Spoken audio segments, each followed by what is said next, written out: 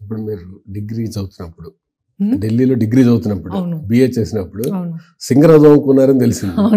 అసలు ఇంతవరకు ఈ 10 సంవత్సరాల కెరీర్లో ఎప్పుడు ఒక్క సినిమాలో కూడా సింగింగ్ ఛాన్స్ ఏ డైరెక్ట్ అవ్వలేదు మీకు? అంటే నేను చెప్పలేదు కూడా. అంటే if I say make me Singh they will make me Singh అండి. బట్ చాలా మంచి సింగర్స్ ఉన్నారు, ఎందుకు నేను చేయాలి, నేను ఎందుకు పాడాలి అని I never took it to them.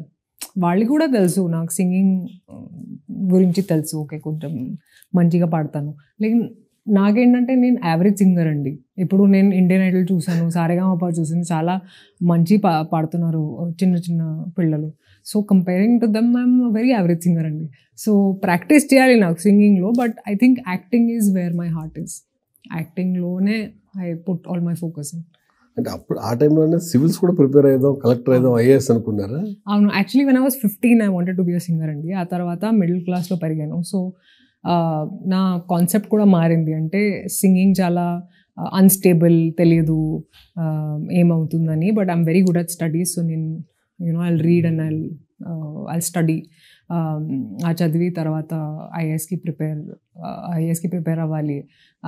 కానీ నాకు దేవుడి మీద, డెస్టినీ మీద చాలా నమ్మకం ఉంది ఇప్పుడు. Because I feel like whatever that I planned never happened అండి.